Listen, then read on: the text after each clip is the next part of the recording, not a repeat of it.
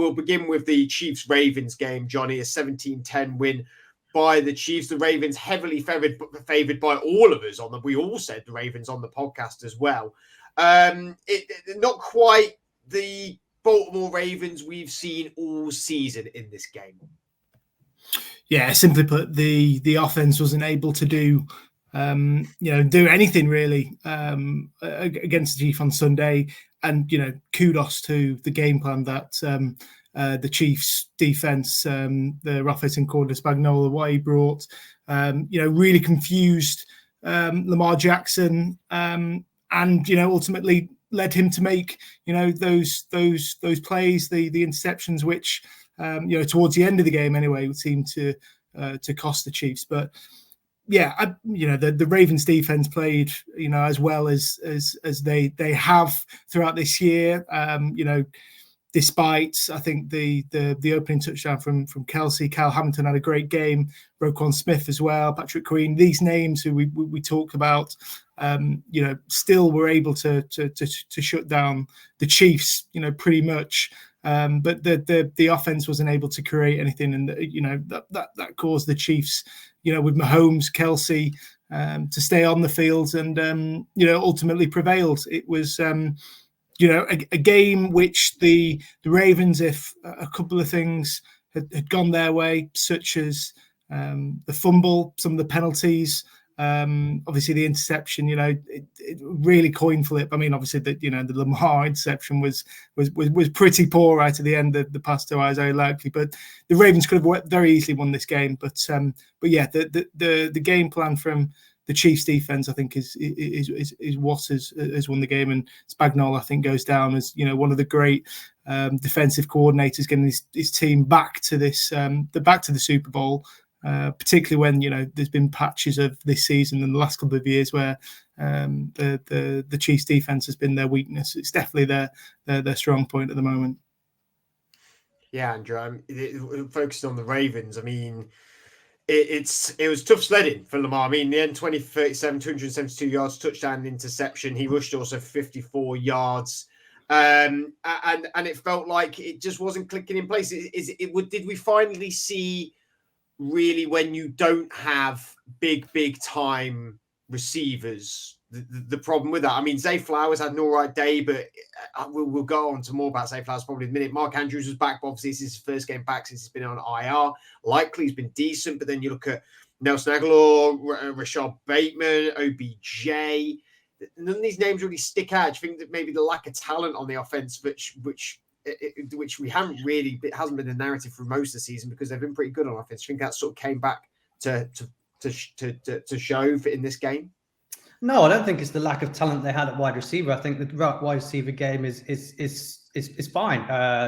You could argue that with the Chiefs, and they are now in the Super Bowl.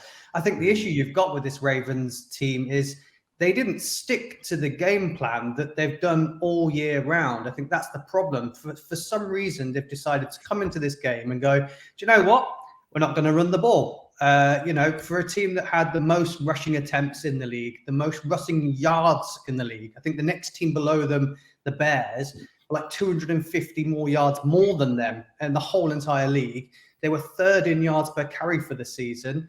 And I think they had the second most rushing touchdowns, and then decided, you know what, Gus Edwards, have 3 carries. Justice Hill, have 3 carries. I think Justice Hill's first 3 carries were there in the first drive as well. And then Zay Flowers, obviously, with his 2. I wouldn't necessarily class all of Lamar's as designed rushing plays either. I think there was a lot of scrambling around in those carries that he had. So I just don't understand the game plan of moving away from that rushing game. Gus Edwards, in the last 4 games of the regular season, had 59 carries and 3 touchdowns. Why in the world did they go, let's not do it? It's not because it's not as if they were ever massively behind in this game to the point where they're like, we're so far behind, we're going to have to start throwing the ball to get ourselves out of trouble. Because as Johnny said, the Ravens defense showed up. It played well. It gave them good field position. But for some reason, they chose just to throw. And also, if you look at, I talked about Gus Edwards in those last 3 games. Isaiah Likely had 6 touchdowns in his last 6 games. And then they've gone, oh, Mark Andrews is back. We just won't throw him the ball. Because I think he caught 2 passes, and the 2 that he caught weren't designed plays to him either. He was just open at the time. So, yeah, just really moved away from what worked for them to get there and be the heavy favourite. So really bizarre game plan. Why do you, Johnny? Why, in your opinion, did they move away from that game plan? Because Andrew's very right. When you look at the stats and you look at the way they play, that's how they played for a lot of season. They've been very successful in the end of the season with that. Why do you think they moved off of that game plan? Do you think there was a reason for it? I think element involved. It was, it was a big potentially. Yeah, I mean, I'm exactly the same, camp as Andrew. I cannot understand why. I was fully expecting going into watching that game that they would just be running the Chiefs to death, doing what they've done throughout the season. And, we know Lamar's a very capable thrower. We've not taken away anything from that. I think the game plan didn't match what the opposition was doing, and we saw that throughout. Just the amount of coverage that was on the Ravens receivers. Brilliant game plan from the Chiefs, but really sort of confusing. I think that's one of the elements of it is coming in and trying to surprise your opponent. But yeah, as one of the best offenses in the league, backed up by a brilliant defense. I think you've just got to stick to your guns, and I'm sure we'll talk about that in the next game. But you've got to stick to the formula that works. I think unless you're coming up against an undeniable, supremely better team than you, and I don't think the Chiefs necessarily were.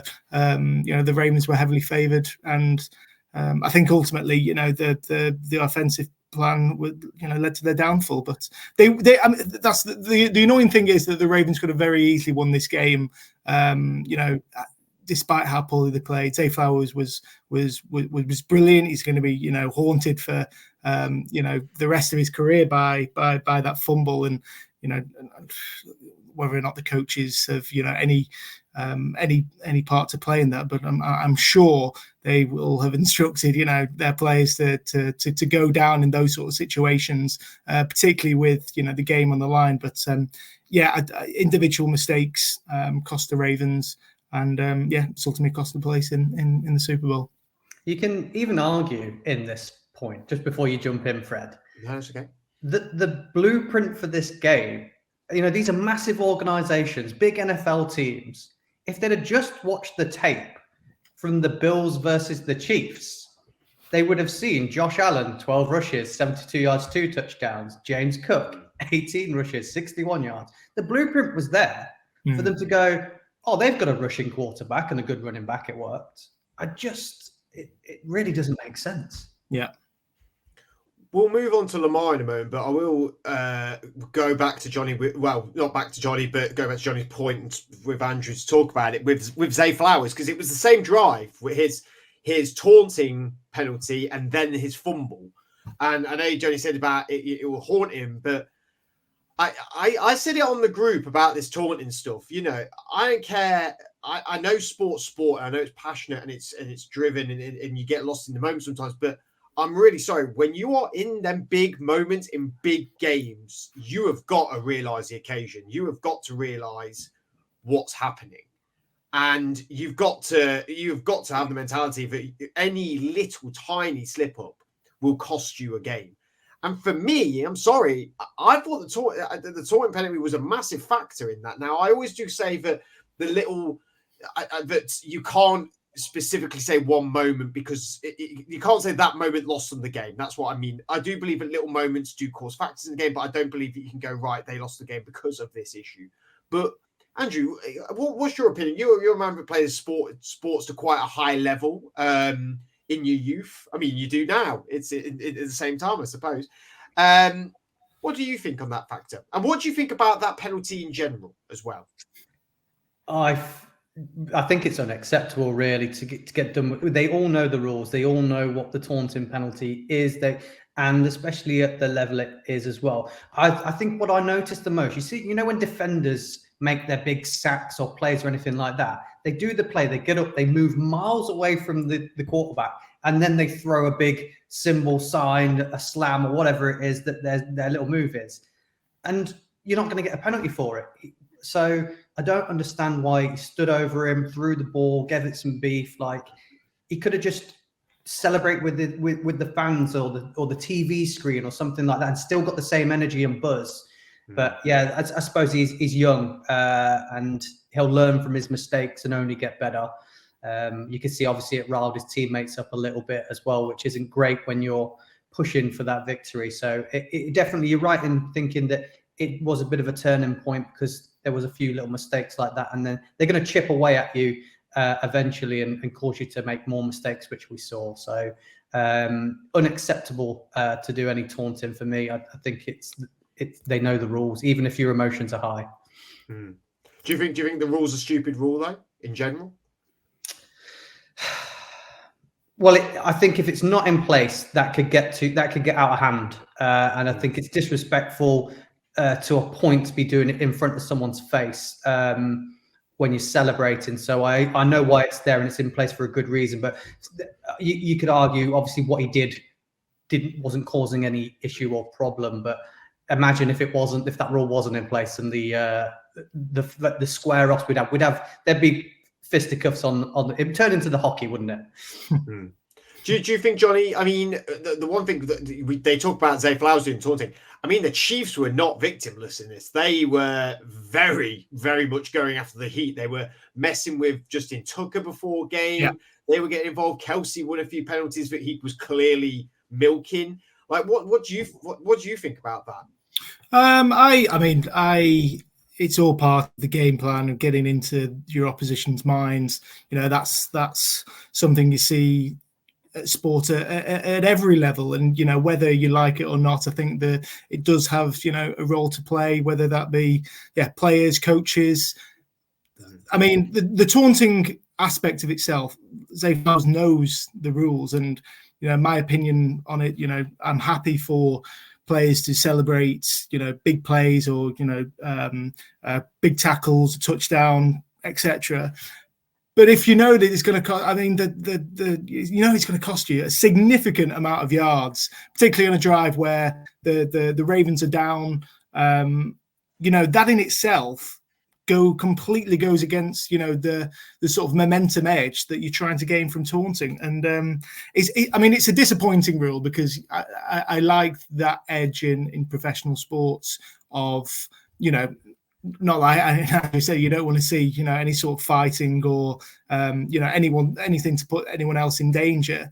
Celebrating to, you know, a big win. I remember, you know, back in my rugby days, you know, whenever you'd win, you know, the small things like, you know, a scrum or a turnover at the ruck, you'd be doing that in the, you know, the face of your opposition. But in the NFL, it has consequences, and you know, you have to respect that ultimately. So he's got no excuse for doing that, knowing full well that he's going to be punished, and it doesn't matter whether I disagree or not, or whether he disagrees or not. It's going to get punished, and that ultimately didn't quite cost, you know, in terms of the scoreline, the Ravens, but it definitely had an edge, because Flowers had a very up and down couple of minutes after that. The taunting don't matter on the recce's in Yorkshire, do they, Johnny? It doesn't matter when you're in the faces. It ain't on the biggest stage. Lancashire, sorry, not Yorkshire, Lancashire. My apologies.